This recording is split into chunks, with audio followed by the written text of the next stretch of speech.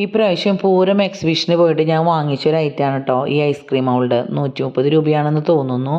അപ്പോൾ കഴിഞ്ഞ കൊല്ലം എൻ്റെ ബർത്ത്ഡേക്ക് എനിക്ക് സീക്കുട്ടി ഇത് സമ്മാനം തന്നിട്ടുണ്ടായിരുന്നു. അപ്പോൾ ഇതിനകത്ത് നമ്മൾ ഐസ് ഉണ്ടാക്കിയപ്പോൾ ശരിയാവാറുണ്ട്. അത് പിന്നെ 6 എണ്ണമല്ലേ ഉള്ളൂ. അതുകൊണ്ടാണ് ഈ 6 എണ്ണമുള്ള മറ്റൊരു മൗൾഡ് കൂടി വാങ്ങിച്ചത്. അപ്പോൾ ഞാൻ വീട്ടിൽ വന്നു കഴിഞ്ഞപ്പോൾ വെറുതെ പച്ചവെള്ളം ഒഴിച്ചുണ്ടാക്കി നോക്കി ഇത് വർക്കൗട്ട് ആവുന്നുണ്ടോ എന്നറിയാൻ വേണ്ടിയിട്ട്. അപ്പോൾ വർക്കൗട്ട് ആയിട്ടോ. പിന്നെ ഒരു കാര്യം പറയാം, നമ്മൾ ഇതിനകത്ത് ഐസ് ഉണ്ടാക്കിയതിന് ശേഷം അപ്പം തന്നെ നമ്മൾ പിടിച്ച് വലിക്കരുത്. പിടിച്ച് വലിച്ചിട്ടുണ്ടെങ്കിൽ അത് ഫുള്ള് പോരില്ല.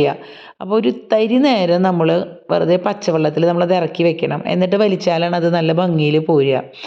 അപ്പോൾ ഇപ്രാവശ്യം വാങ്ങിയ ഈ മൗൾഡ് ഞാൻ അമ്മച്ചിയുടെ ബർത്ത്ഡേയുടെ അന്നാണ് കേട്ടോ ഉദ്ഘാടനം ചെയ്തത്.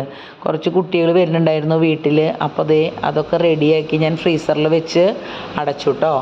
അങ്ങനെ നമ്മളൊരു 8 മണിക്കൂറൊക്കെ കഴിഞ്ഞപ്പോൾ നമ്മൾ തുറന്ന് നോക്കി. ഇതിൻ്റെ ഡിസൈൻ കണ്ടോ, നല്ല ഭംഗിയുണ്ട്. നേരിയൊരു സ്ട്രൈപ്സ് പോലെ അതിൽ വരുന്നുണ്ട്. ഇത് കുറച്ചധികം നേരം ഞാൻ വെള്ളത്തിൽ വെച്ചു, അതുകൊണ്ടാണ് ഒരു മെൽറ്റ് പോലെ വന്നിരിക്കുന്നത്. ഒരു കുറച്ച് നേരം നമ്മൾ വയ്ക്കാൻ പാടുള്ളൂ കേട്ടോ. അപ്പോൾ തന്നെ നമ്മൾ വലിച്ചെടുക്കുകയും വേണം.